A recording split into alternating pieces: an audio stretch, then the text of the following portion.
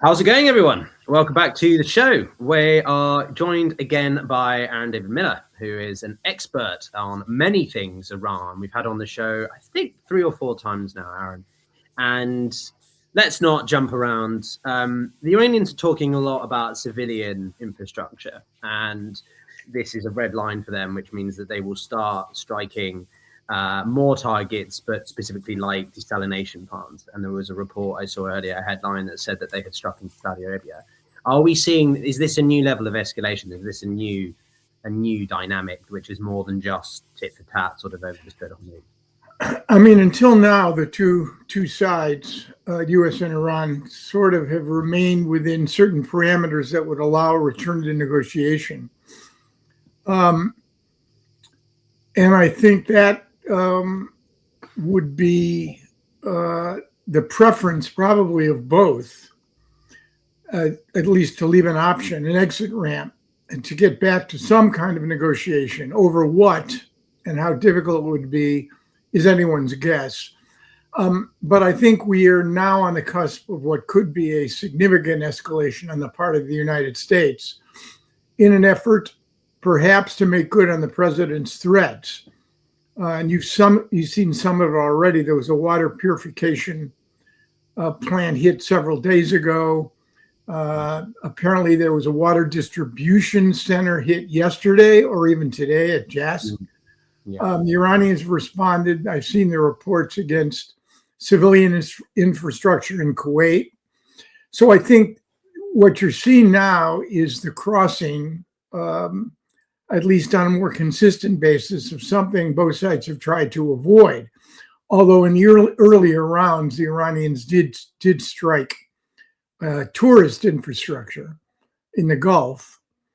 So, yeah, I mean, I think the question becomes a variation of the same one that we've been asking all along, and that is, what kind of military pressure would it take to change Iran's calculation, either that it was time to get back to a negotiation that was serious, and then, in essence, to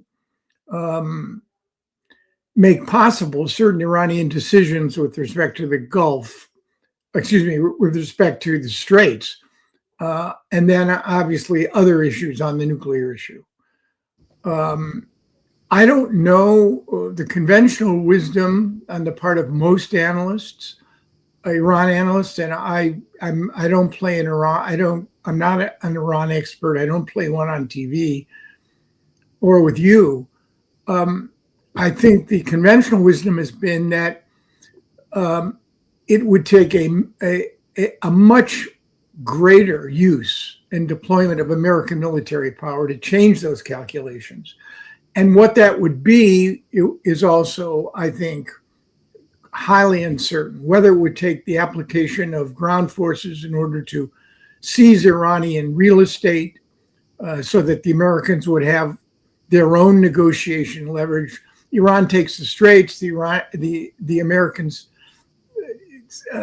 deploy on Kharg Island, for example. But all of those are very vulnerable scenarios to military casualties, which so far the administration has managed to avoid.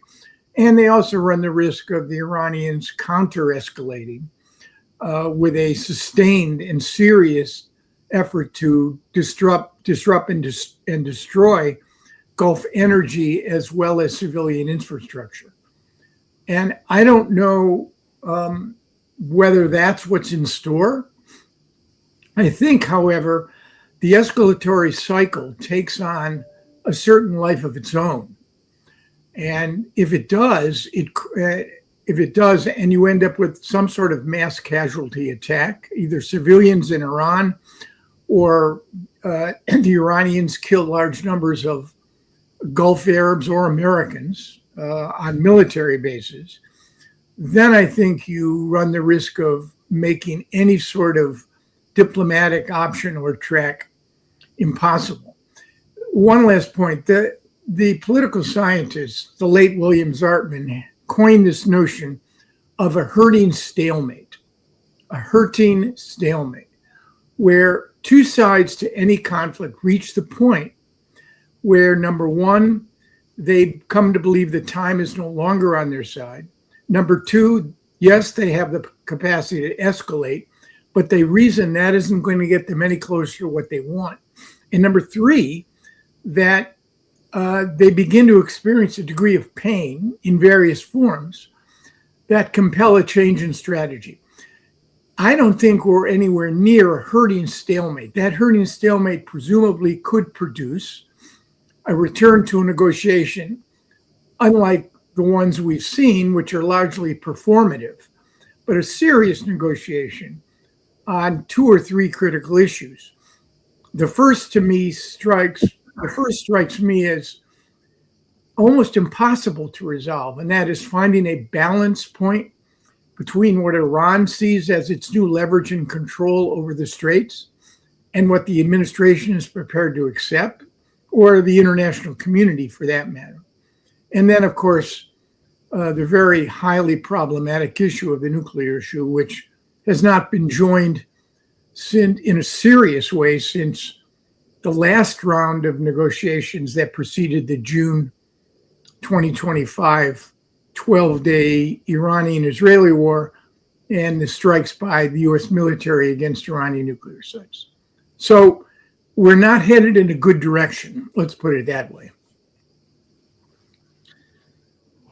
Not a good direction. That's you could have just summarized it up as that, Aaron, perhaps, but certainly, let me show you something. I want to ask you this.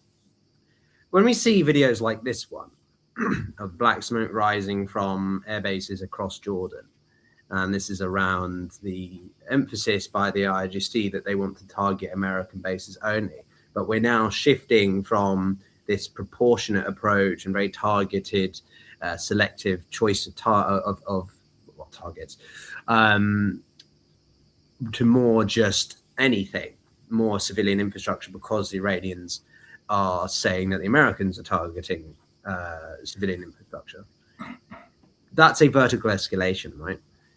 So how many tiers up the escalation ladder can we go if this is the trajectory we're on?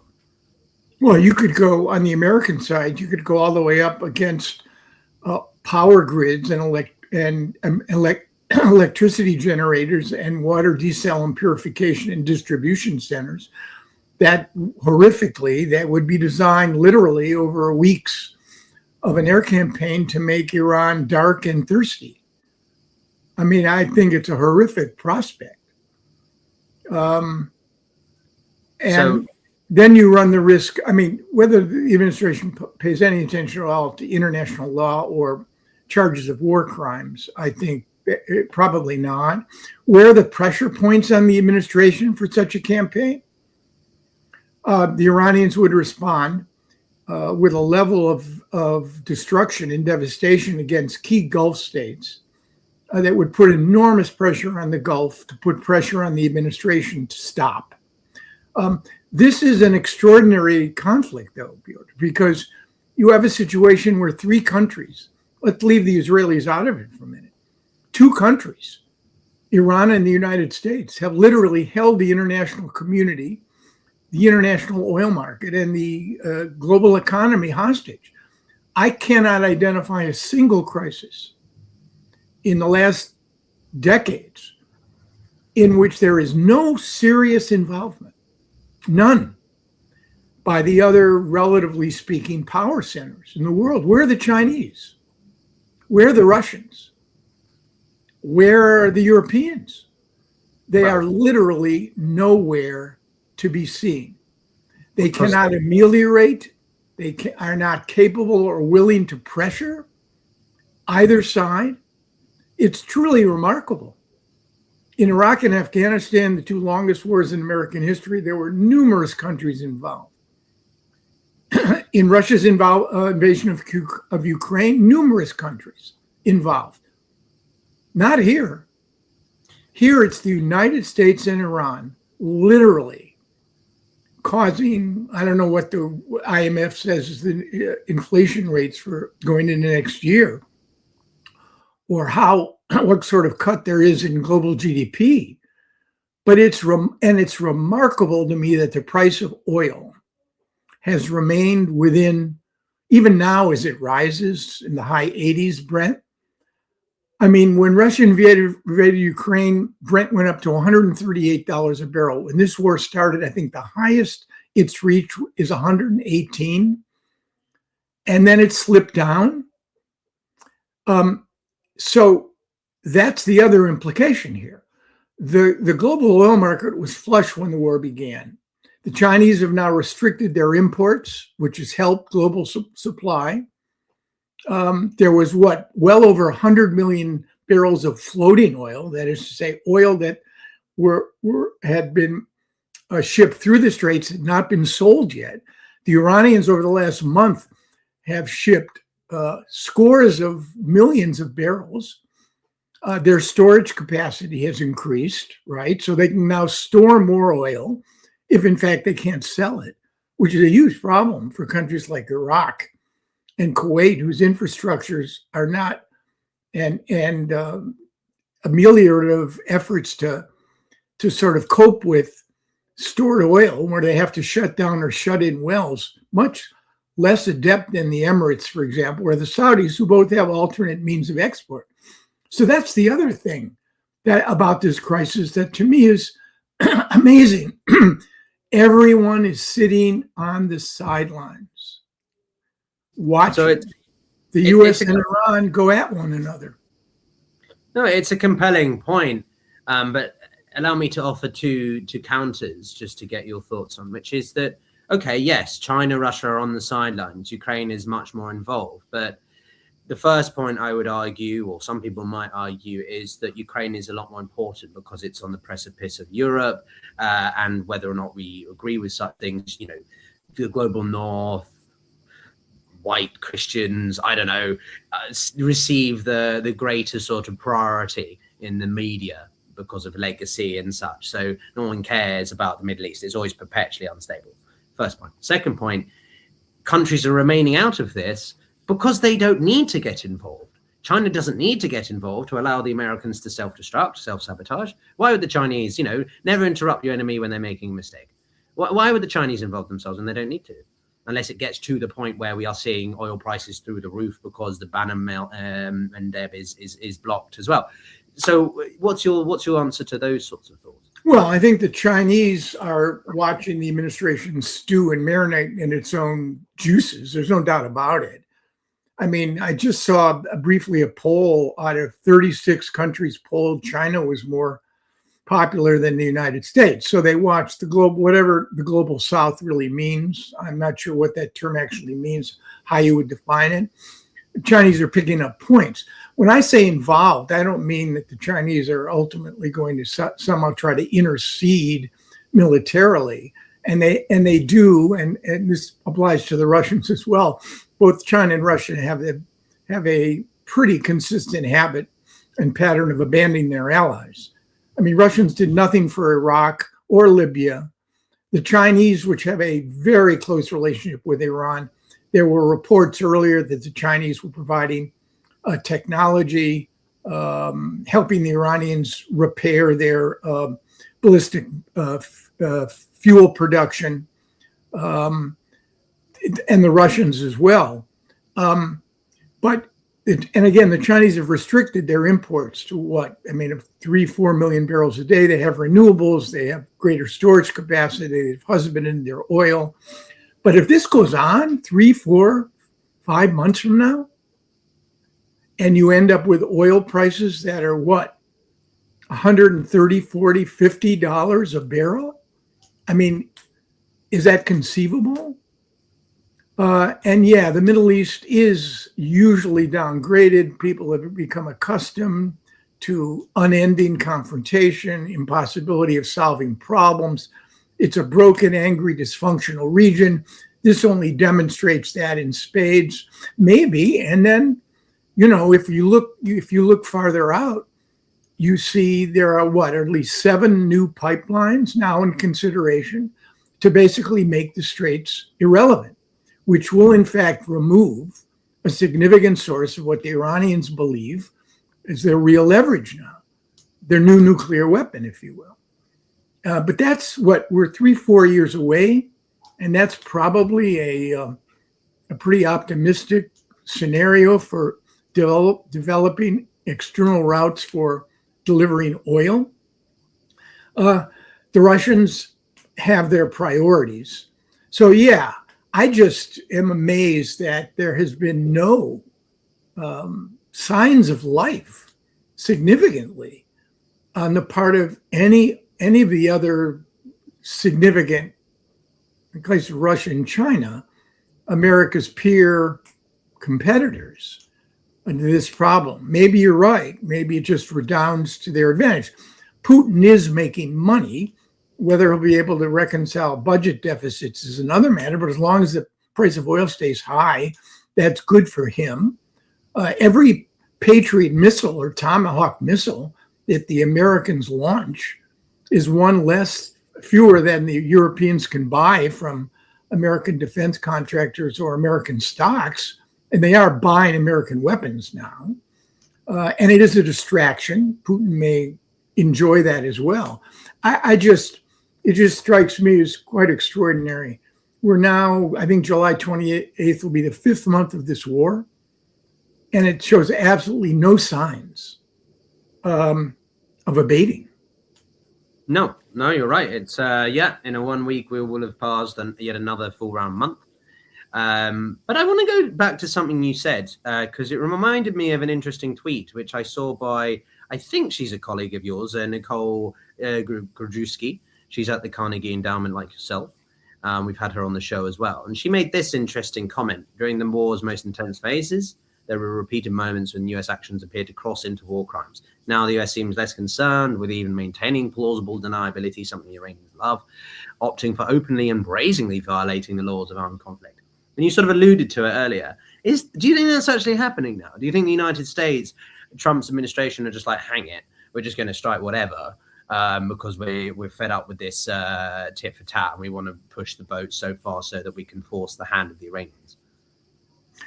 Well, let me read the tweet. So during the war's most intense phases, there were repeated moments when the U.S. actions appeared to cross into war crimes. Now the U.S. seems less concerned with even maintaining plausible deniability. Look, you have a president.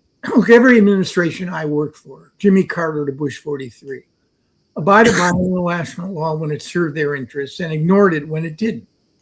So international law, human rights, promotion of democracy has never been the centerpiece of America's foreign policy.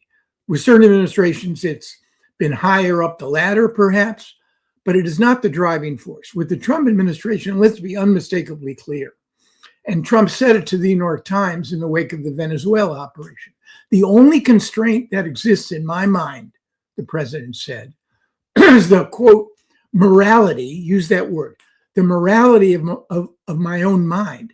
I'm not entirely sure what he meant by that, but what I think you watch is a president that has conflated his own personal grievances, his financial interests, his political interests with the American national interest.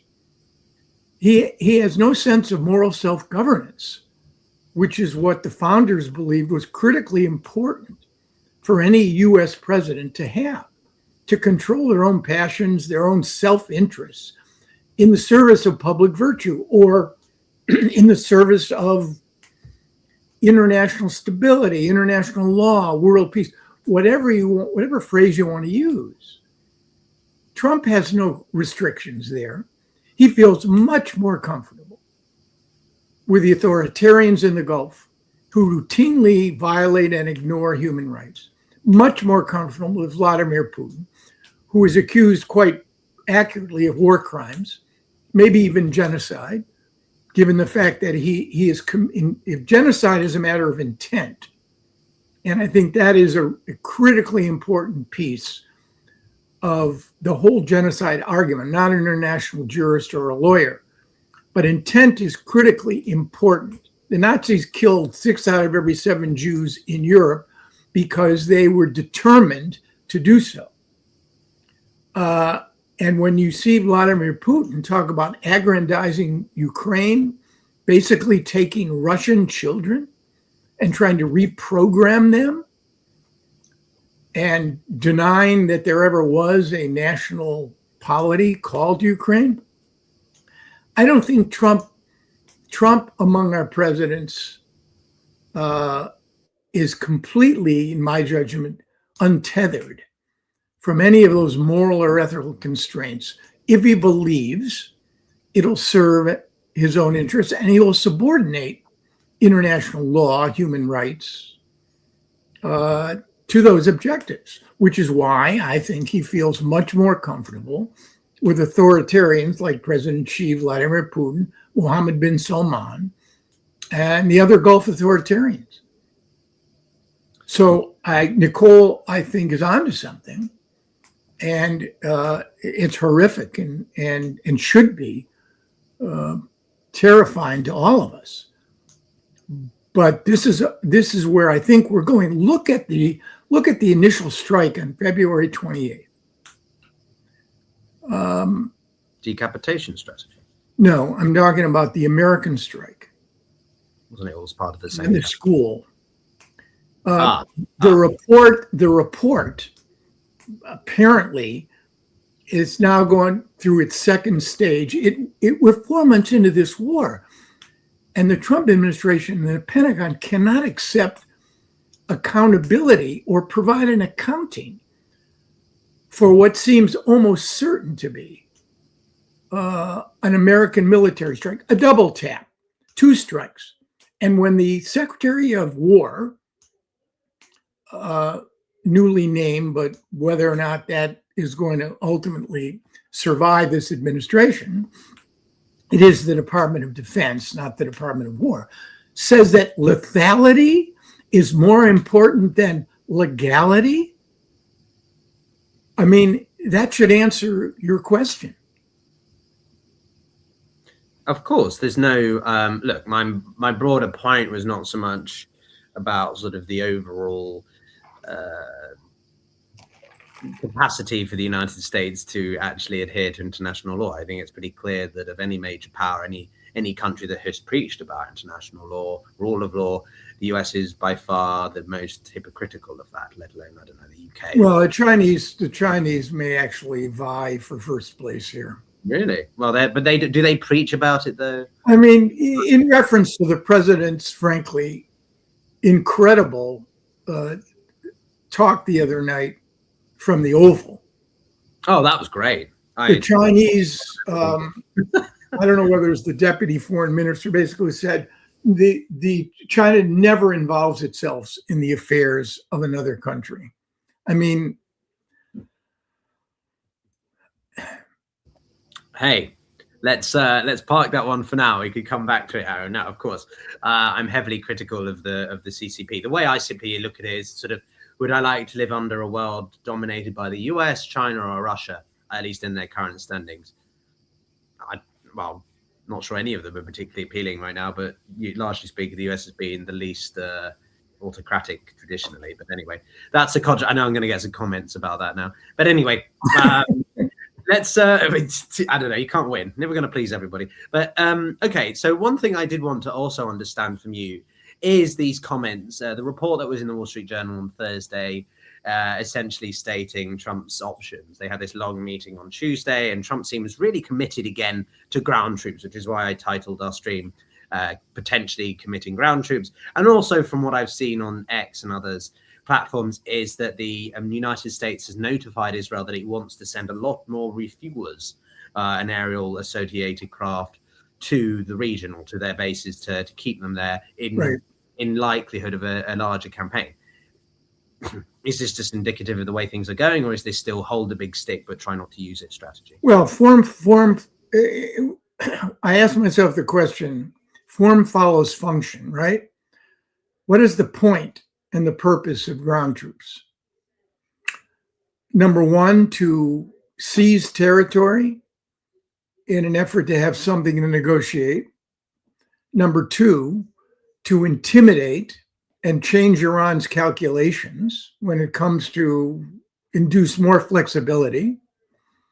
Or number three, as the Iranian-Israeli expert Danny Citranovitz has commented, If Trump wants to control the straits, he needs to take over the straits. Could the U.S. military open the straits and keep them open? The answer is absolutely, but it would require an enormous investment of American military hardware, and ground troops would have to be a part of that. So I think if I were to wake up tomorrow morning and learn that U.S. forces had seized Harg Island, it wouldn't surprise me. If I were to wake up tomorrow morning and that again U.S. forces had seized any of the key islands that are critically important to Iranian efforts to harass and undermine and restrict commercial shipping through the straits, wouldn't surprise me. I think that's not, I think it's the last resort for the president, but it comes back, it seems to me, to the fundamental question. Would any amount of American military pressure change this regime's calculation on the issues and concerns that are most important to it? The bottom line for me is the Middle East is littered with the remains of great powers who wrongly believe they could impose their will on smaller ones. Why is that? Why couldn't Russia break Ukraine? We're now almost in the fifth year. Why has Trump not been able to break Iran in 5 months? And I think to some degree, it comes down to the question of stakes. The regional parties, the folks who live in this neighborhood, will always have a greater stake, be willing to do more, sacrifice more than any external power, in large part because it remains a matter of existential stakes. And I think for this regime, keeping the straits is not a negotiating position. It's become a foundational element of this regime's determination to maintain power, literally. And I think that creates an asymmetry in which Iran, this Iran, is prepared to demonstrate a degree of risk readiness that the Americans are not. And whether or not that will be a reliable guide to how far this administration is prepared to go, unclear. Okay, interesting. Well, this is a question that I put to Alan yesterday of the Middle East Institute, simply, which is there's these growing rumblings as well about I mentioned earlier, the Ban el-Mandeb. I can never get the word right. Being put under pressure by the Houthis. The Iranians want to activate the Houthis, which I find rather absurd. Sort of like the Houthis are just sort of sitting around with sort of nothing else to do. But there's a bit more, I think, to it, and also that they have a greater divergence with the IRGC over ideology compared to like Hamas or Hezbollah or something. But what's your thoughts on this? Because if they were to close that, no, two questions though. One, if they do close it, what does that do? Can the Americans operate in two separate kind of theaters? But two, is this the potential for a resurrection or a restoration of Israeli-American ties? Because the Americans look, we'll go after the Iranians. You manage Hezbollah, the Houthis, and the Red Sea. I mean, the Houthis are not, I mean, they don't fit the definition for the reasons you've identified as a traditional proxy.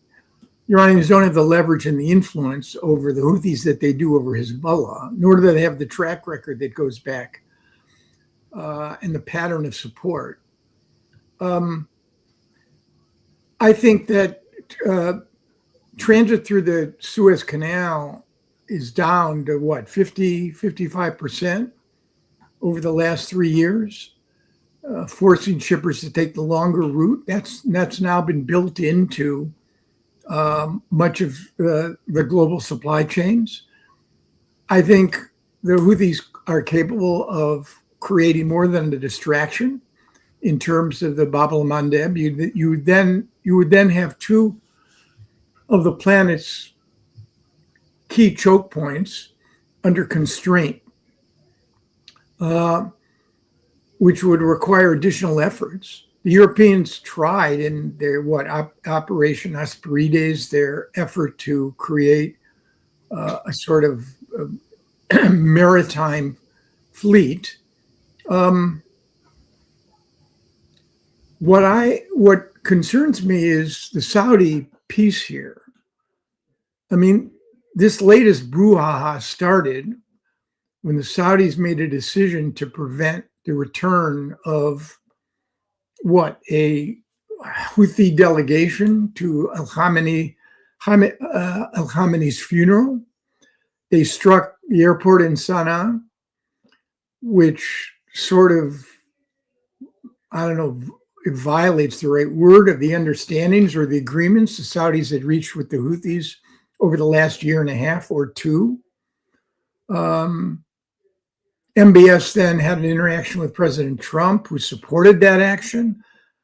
I'm not entirely sure why that was the case.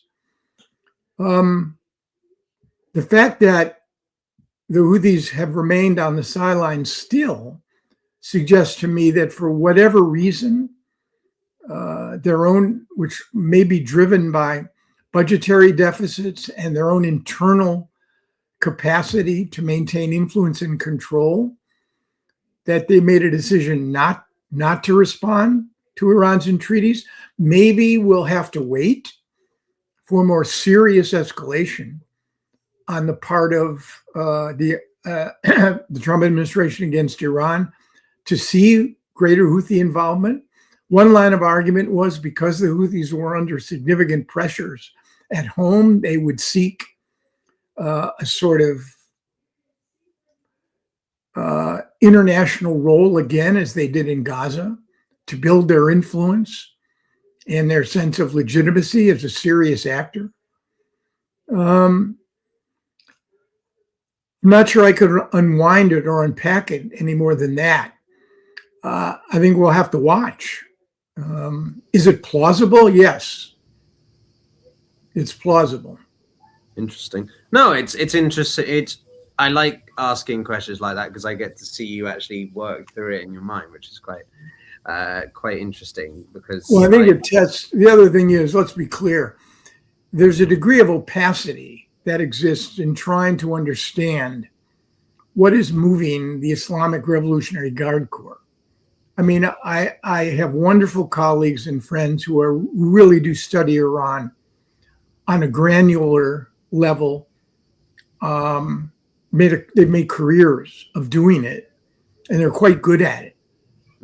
But no one that I know projects a degree of confidence with really understanding who and what are making decisions or how it's working in Iran. And I think that probably, given the fact that the people have been paying far less attention to Abdul Malik al-Houthi and this organization relatively recently in terms of their analysis. I just think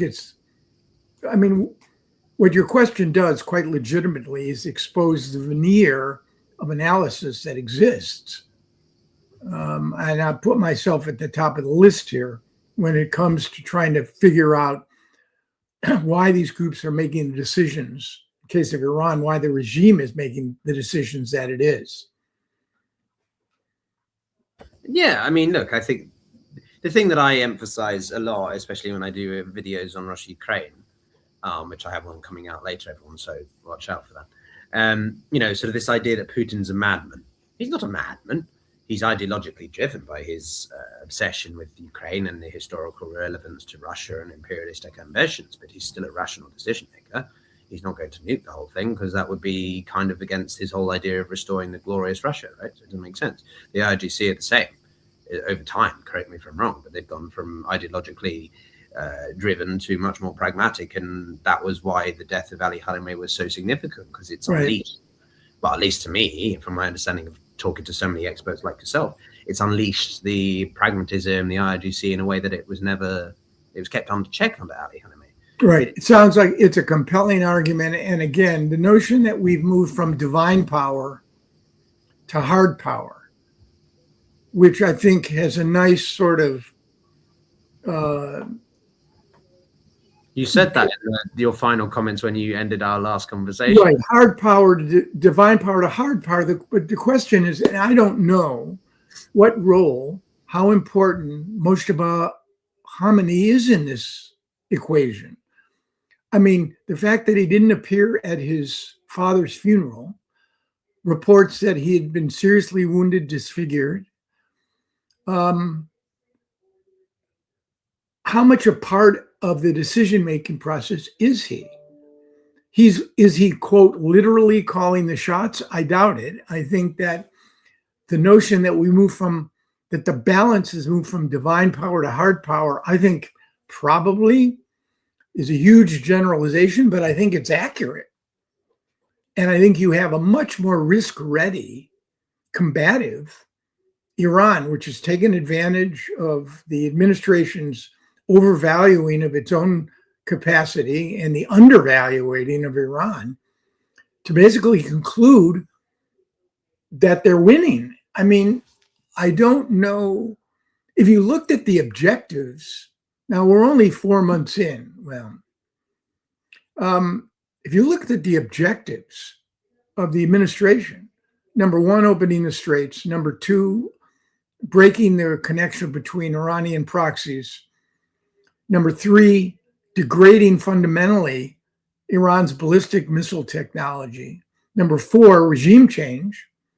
And number five, which I think is the most credible in terms of results, that is to say, setting back, not just for a matter of months, but much longer, Iran's nuclear infrastructure. Now, how quickly that could be resumed, restarted, re-upped, unclear.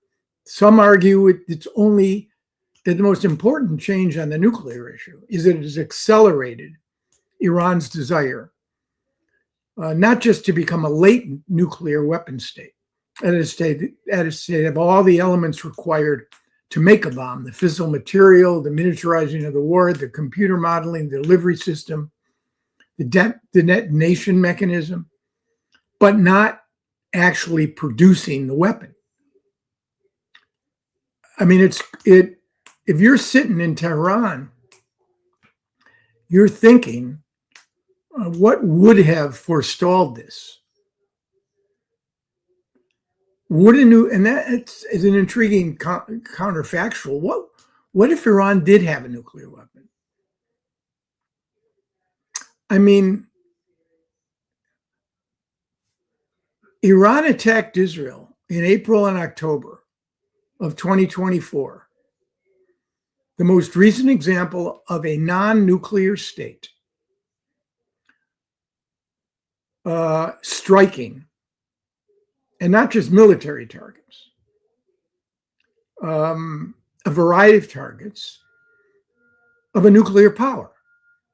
When was the last time a non-nuclear state, in a significant or serious way, attacked a nuclear weapon state? Are nuclear weapons really a deterrent?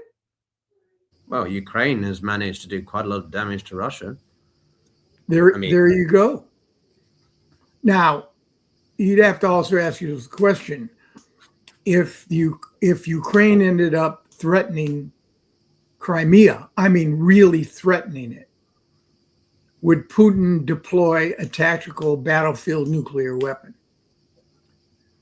I think it's very likely. Oh, you think so? Interesting. That would, for him, mean perhaps the beginning of the end of his ability to control and influence. Well, that's sort of, if I may, on that point, Aaron, just quickly. I mean, look, Iran is your expertise, Russia, Ukraine's more mine. Well, not relative to yours. I think you know much more than me on most, but just it makes me think when we think about Putin's potential use of tactical nuclear, it makes me think historically that argument that the Americans could have dropped the nuclear weapons in the Sea of Japan instead of on Hiroshima and Nagasaki. They didn't necessarily need to use the bomb to demonstrate its force. So Putin could drop a tactical nuclear weapon in the Sea of Azov, for example, instead of utilizing it on our natural target. Or you think such a thing is not? Well, if it's a demonstration effect that would have, in response to what how imminent would the threat to Ukraine, to Crimea be? Yeah, that's. I mean, look, I don't follow the whole nuclear conceptual strategy. That's a whole nother universe. I'm just wondering, are the Straits more valuable to the Iranians than latent nuclear weapon status? In the short term, probably. In the longer term, once you have alternative means of delivering oil, natural gas is another problem, the Iranians are going to lose their leverage. So I've just seen here that Iran has announced it's suspending memorandum of understanding with the US. I mean, I'm not sure what difference announcing it does. I think everyone had already assumed that it was done, over, etc. I mean, yeah, but it's a second memorandum of understanding could be easily, not so easily, but possible, if you ended up with something akin to what we talked about earlier, which was the hurting stalemate. Look, that MOU, I've been around negotiations for most of my professional life. That on our side, that was the most poorly drafted agreement, set of understandings.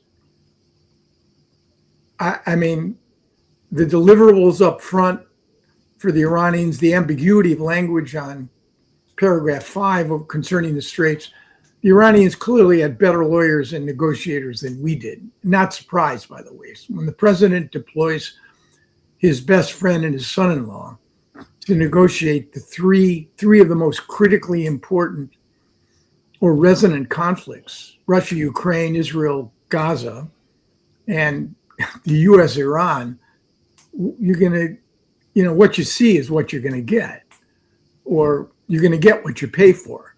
Mm. And in this case, and even Vice President Vance's inability to understand what he gave away in Geneva on the Lebanon question had to be somehow counterbalanced by Marco Rubio, whose intervention in this framework of trilateral framework of understanding more or less removed Iran from any of the committees that the vice president had agreed to on Lebanon in Switzerland. So this is, look, if there was a university of strategic malpractice, then the administration would get a diploma and would graduate with high honors and distinction, because that's what we've watched here in the course of the last 4 months. Hmm. Okay, well, Aaron, I guess my last question is simply always like, what do we do now? What do you expect is actually going to happen? What would it take for something to shift this level of escalation? It's sort of what I asked you earlier, but more specifically, like, is it all dependent on the midterms? Can Trump somehow persuade Congress, the American public, to stomach or manage a ground offensive? Is it a limited incursion? Are we going to take Kharg Island? Are the Kurds being resurrected as the front man? I don't think there is any single factor, right, that I could identify that would fundamentally change the dynamic here. It's gotten far too, both sides are far too invested in this. It's a game of chicken, I think, to end up with some magic bullet that's going to fundamentally change the calculation here. I just don't see it. I think what you risk, or what you may end up with, is the kind of new normal. No agreement, a relatively destructive exchange of kinetic military action. As far as the straits are concerned, that's the one issue that I cannot suss out or process. I do not believe if a negotiation that is successful requires a balance of interest between the parties, that each walk away from the table getting something that they truly believe and can sell, believe and can sell as having won something. I don't know how that logic applies to the straits. If the Trump administration walked away right now, you probably would not have pre-war navigation flows restored quickly. But over time, the shippers would pay more to insure. The insurance companies would demand more to insure. The shippers and the Gulf states would have to build in to their pricing models additional costs for navigation fees, service fees, whatever, environmental fees, whatever you want to describe them as. And life would go on until you had 3 or 4 new pipelines. Saudis and Emiratis already have exported a considerable amount of oil with pipelines that bypass the straits. They're now thinking about reviving an Iraq-Syria pipeline. I've heard talk of the tap line from Saudi Arabia through Syria into the Mediterranean. So people will adjust and adapt. And as you pointed out, Iran is not the most important issue in the world today.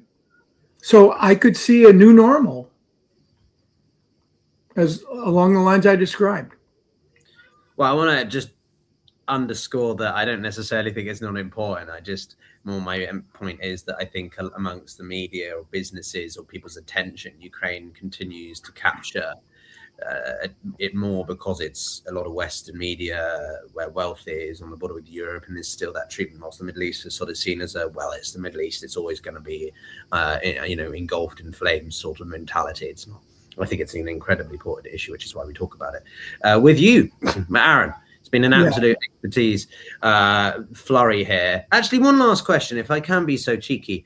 You've had over 25, 30 years in the State Department, in foreign policy, at the forefront of America over these decades. What does this do to the reputation of America as a global power in its ability to conduct foreign policy? I mean, I'll say two. Dropping massively.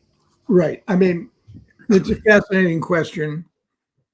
I was told in the wake of Vietnam, America would never lead again. Its credibility would be completely demolished. Then I was told in the wake of Iraq and Afghanistan, the 2 longest wars in American history, where we could never win conventionally, but the issue was when would we leave and what would we leave behind? Then I was told that we would never lead again in the wake of Joe Biden, was deemed to be Joe Biden's catastrophic withdrawal from Afghanistan. And all of that stuff proved to be hyperbole. In the wake of Russia's invasion of Ukraine, the Biden administration stepped up. A lot of other folks followed.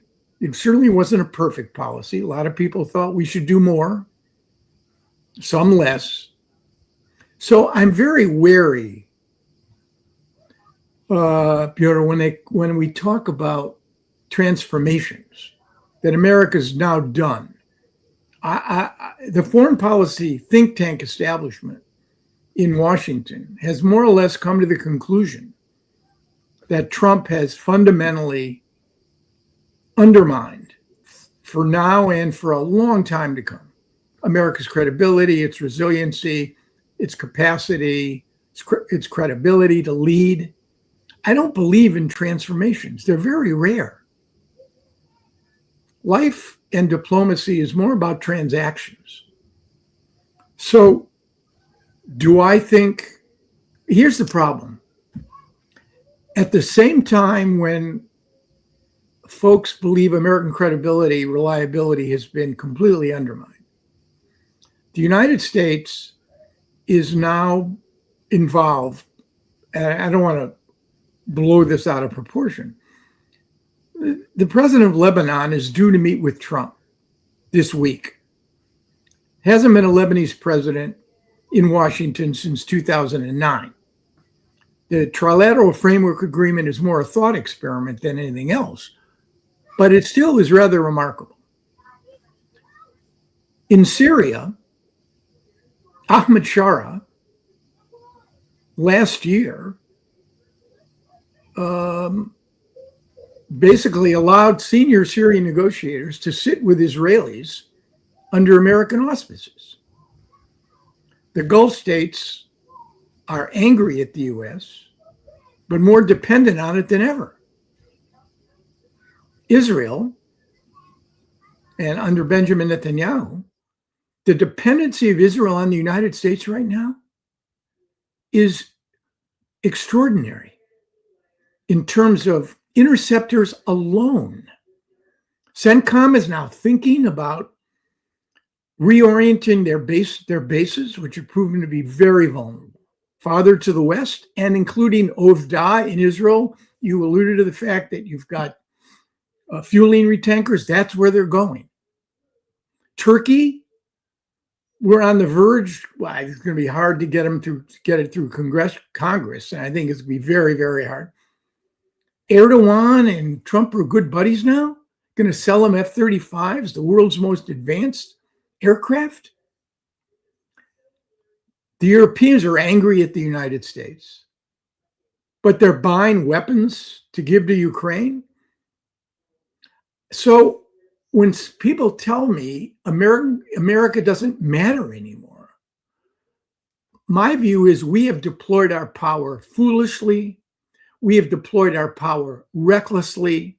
We have undermined our alliances. But is that forever? Or can, under another president, in different circumstances,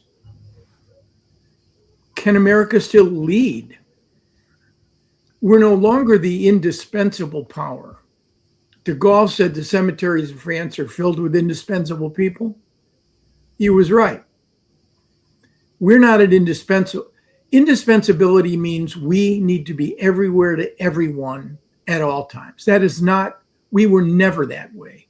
Not even during the 3 sets of years where American influence was pretty significant, 45 to 50, 73 to 80, and 89 to 92 under the first Bush administration. My friend Bill Burns, who was head of CIA, talked about America as a pivotal power. It's a much better description of what our role can be. In certain areas and certain issues, our role is critical. But the notion somehow that we are going to recreate, if it ever existed, the liberal international order, the LIO, which was never all that liberal, international, or orderly, I think that ship has sailed. That genie's out of the bottle, the horse is out of the barn, whatever cliche you want to use. But do I think America could lead again for good, with good purpose, with credibility, with reliability? Yes, I do. Wow. If you haven't already, Aaron, you should maybe write a Substack, because I think that is a very powerful notion. And, you think they'd show up? Oh, well, I certainly would. I'm certain. I thought about it, and I thought to myself, I mean, you do a lot. I mean, I have a show at Carnegie, an interview show twice a month. How often do you post? How often do you do these? Oh, well, that's something I can't share with you whilst we're streaming. Right. So you're talking about, I mean, you need if you're going to do it seriously, it's got to be curated and tended and husbanded and nurtured. I mean, it's not a part-time deal here. No. You do it, and you do it very well, which means you put a lot of time and effort into it. Oh, thank you. Things are going to get even better from here because we now actually have a structure. So, Aaron, you're going to have to hang out with me on a weekly basis, much as possible, because that was beautifully put. I think very reasonably put. A lot there to take away, and yeah, I would simply put for my, I'm 33. I've lived through only the peace time, only the primacy of the United States, the unipolar world. So that's what a lot of our generation are used to. But frankly, what's coming back is perhaps more reflective. I mean, I'd only close with you're 33. The most effective foreign policy in my government experience was the period 89 to 92. That was the last time the United States was respected and admired, because you had a president who was former CIA director, former ambassador at the UN. You had a Secretary of State that I worked for, James Baker, one of the best negotiators around. That was really impressive. And you didn't see that. No, but it's thanks to their work that they enabled my father to move from Russia to be with my mother in the UK after they met in Moscow in 81. So there's a lot of personal things I have to thank you for as well. For sure. We'll do this again. And it was a great conversation. I really enjoyed it. Really pleasure. Everyone, thanks very much for watching. Do go and check out Aaron's work over at Carnegie. Go and listen to his show. It sounds pretty interesting. I'm going to go and check it out. And of course, if you like conversations of this caliber and quality, then do subscribe and like the video. Helps a lot. And we'll see you all very soon. Take care.